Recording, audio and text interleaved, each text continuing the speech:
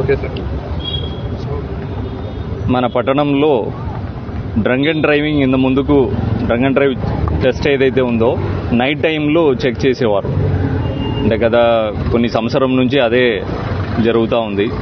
Night 10 o'clock తర్వాత vehicles రోడ్లో ఆ వాల్యూమ్ అన్ని తగ్గిన తర్వాత చెక్ చేయడం జరుగుతుంది. దానికి రీజన్ కూడా ఏంటంటే వాల్యూమ్ పెరిగిపోయి రెగ్యులేషన్లో అంతా కాన్సన్ట్రేట్ చేయడం వల్ల డే టైంలో చెకింగ్ అన్నది కంప్లీట్గా లేకుండా పోయింది. సో నైట్ ఒక షెడ్యూల్ పెట్టేసి ఫిక్స్డ్ ప్లేసెస్లో మోస్ట్లీ చేసేవారు. రీసెంట్గా ఈ స్కూల్ బస్సెస్, ఆటోస్ ఇవన్నీ ఒక డ్రైవ్ లాగా తీసుకొని స్కూల్ ఓపెనింగ్ టైంలో మేము మార్నింగ్ టైము, ఈవినింగ్ టైము అట్లా చెక్ చేయడం స్టార్ట్ చేసినాం. కానీ మాకే షాకింగ్ ఏంటంటే కొన్ని స్కూల్ బస్సెస్, పిల్లలతో వెళ్ళే స్కూల్ బస్సెస్ కూడా బస్ డ్రైవర్స్ తాగి ఉన్నారు. దానిలో ఒక బస్సులో అయితే 400 రీడింగ్ వచ్చింది.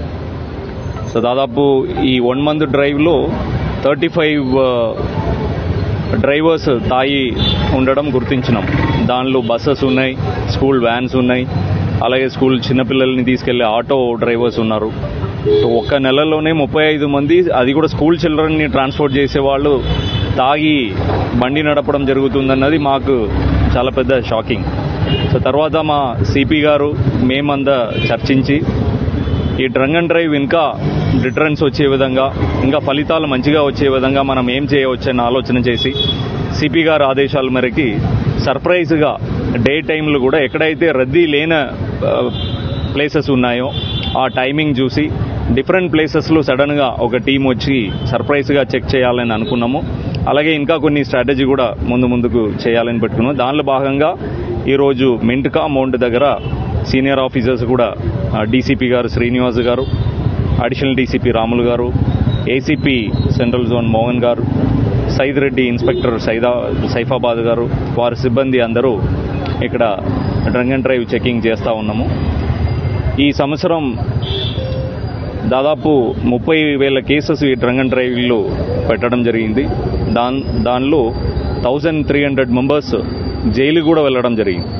అంటే 1 రోజు నుంచి 20 రోజు వరకు డిఫరెంట్ జైలు శిక్ష కూడా ఇవ్వడం జరిగింది. సో దీనిలో 0 టాలరెన్స్ వచ్చే విధంగా మేము ముందుకు తీసుకెళ్తున్నాము. చాలా యాక్సిడెంట్స్ చూస్తే కూడా మీకు ఈ డ్రంక్ అండ్ డ్రైవ్ వల్లనే చాలా యాక్సిడెంట్స్ అవుతుంటాయి. సెల్ఫ్ యాక్సిడెంట్స్ చాలా వరకు డ్రంక్ ఉంటారు. సో ఇది మా ఎన్ఫోర్స్మెంట్లో ప్రయారిటీగా తీసుకోవడం జరుగుతుంది. దీంతోపాటు minor driving, wrong side driving ఇవి కూడా డిఫరెంట్ డ్రైవ్ కండక్ట్ చేయడం జరుగుతుంది. ఏ టైంలో చేస్తాం. ఇంత ముందుకు అది ఏంటంటే అలవాటు అయిపోయింది. పోలీసు వారు morning drunk and drive checking ఉండదు, నైటే ఉంటారు.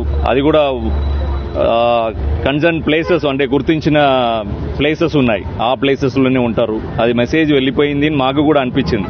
బికాజ్ ఈ డే టైంలో చెక్ చేస్తుంటే చాలా వరకు స్కూల్ బస్సెస్ పట్టుబడుతున్నాయంటే ఇట్ ఈస్ వెరీ బ్యాడ్. అందుకే మేము ఆ స్ట్రాటజీని మార్చుకొని డే టైం కూడా వీలైన ప్లేసెస్లో, వీలైన టైమింగ్లో డిఫరెంట్ టీమ్స్ని, స్క్వాడ్స్ని ఏర్పాటు చేసుకొని చేయాలని నిర్ణయించుకున్నాం. డ్రైవర్స్ని అయితే జైలుకి పంపడం జరిగింది. బికాజ్ మజిస్ట్రేట్స్ కూడా దాన్ని ఆ సివియారిటీని అర్థం చేసుకుని కొంతమందికి జైలు శిక్ష ఇవ్వడం జరిగింది.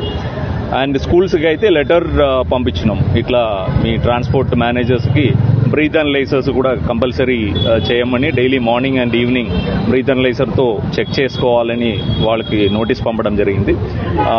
ఎడ్యుకేషన్ డిపార్ట్మెంట్ కూడా ఆ ఇన్ఫర్మేషన్ని పంపడం. Thank you.